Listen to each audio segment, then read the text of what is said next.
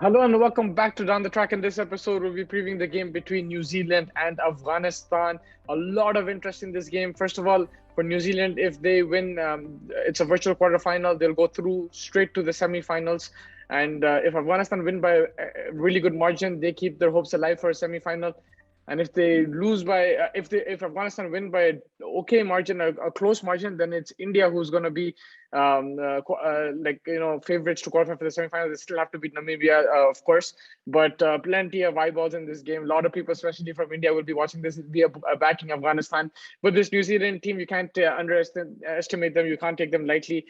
Under Kane Williamson's leadership, no matter if there's injuries or not, they've been a solid team.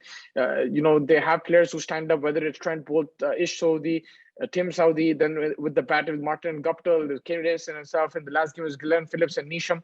They have players who will step up, so you can't take this team lightly. And tactically, Kane Williamson is a master at this. He has tons of experience. He keeps us calm. That's going to give them a lot of a big advantage as well over Afghanistan. That Kane Williamson's leadership and his calmness that he brings into the game will give. For me, New Zealand, they're favorites to win this game, but it's going to be a tough one because they're up against Afghanistan team who are hurting after that India game, and they have some quality players as well. The likes of Nabi, Mohammad Nabi, Rashid Khan. Mujib is there's an injury cloud around him. If he plays, then he'll also be a handful. I think they should play Qais Ahmed. They played the left arm spinner in the last game, but they should play Qais Ahmed. He's a quality spinner as well. He's someone who can pick up wickets, and I think they should definitely go with him. At the top with the batch, Zazai, Hazratullah Zazai and Mohammad Shahzad, these two, if they can get Afghanistan off to a fly, will put them in a very good position. And they'll be relying on these guys. They don't have Azhar Afghan, but they still have a middle order of Nabi, Gulbuddin, Naib can come and hit it around. Najibullah Zardan has been outstanding as well.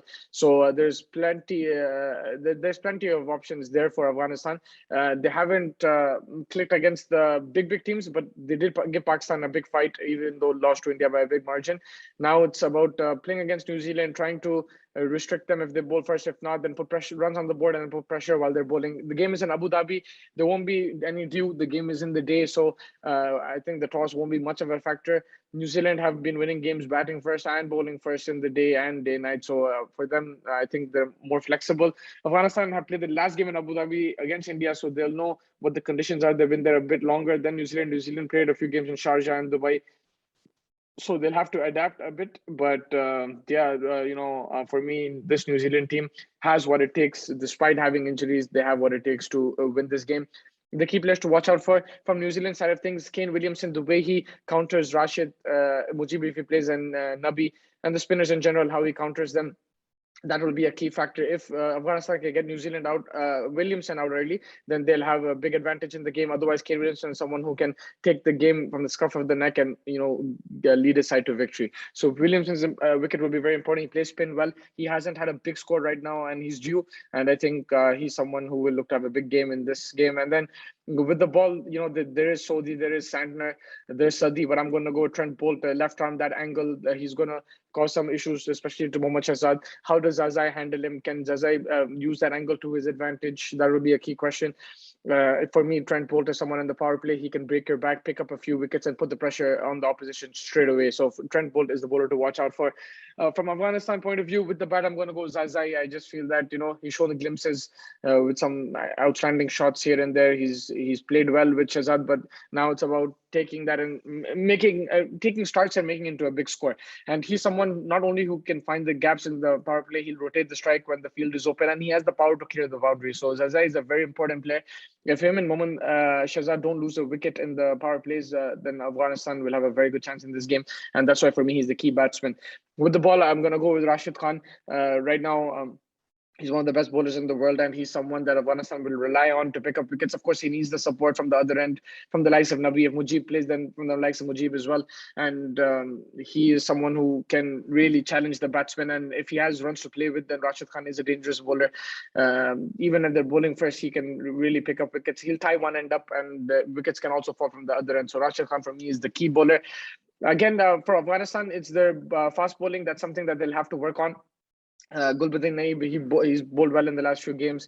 and Hamid Hamid has also come in, and he's picked up a few wickets. But they'll have to really bowl well in the death overs. I think that's where Afghanistan has struggled, and New Zealand will look to punish them there. And the likes of Neesham and Glenn Phillips, the finishers of this New Zealand team, have really picked up form in the last game, and I think that's going to be where the match is defined. Afghanistan's death bowling versus New Zealand's finishers. If Afghanistan can keep them under check, then they have a very good chance. If not, then New Zealand will have that advantage in this game. That's going to be the key battle for me as well. Apart from Williamson versus Rashid, that's also a massive battle. For me, the favorites going into this game is New Zealand 60-40, just because I think they have that experience. They've been there, done that. They know how to handle pressure. They've won more games in this tournament. They've beaten the likes of India. They took Pakistan as well to the end. So did Afghanistan. But, under Williamson's leadership, I think New Zealand are a very sorted team. They know what they're doing, professional team. And this is another semi-final that they're eyeing. They're going under the radar. A lot of people are saying Afghanistan can upset them, which is true. But, you can't underrate New Zealand. They have that experience. They played big ICC tournaments, tournament matches in the recent past, whether it's the World Test Championship or the 50-over World Cup final. They have that, and they'll be looking to play England and get their revenge in the semi. So for me, it's 60-40 in New Zealand's favor for sure. And if they do lose, then India will light up, and they'll look to take advantage against Namibia and win and try to qualify as well. But so everyone's going to be watching this game. It's going to be a fun game. Hopefully, I think it might go down to the wire because Afghanistan do have the spinners to trap New Zealand. It's not going to be easy for New Zealand. There were glimpses against Namibia and Scotland where they struggled a bit. So this is going to be a big challenge for them. It's not going to be that easy. That's why I'm only giving them 60 rather than 80 or 90. I still consider them favorites, but it's going to be a tough challenge against Afghanistan, and they'll have to keep their nerve for sure. But yeah, I think that's it. Thank you so much for joining me. Make sure you like and subscribe to our channel and stay tuned for the latest content from the T20 World Cup. Thank you so much.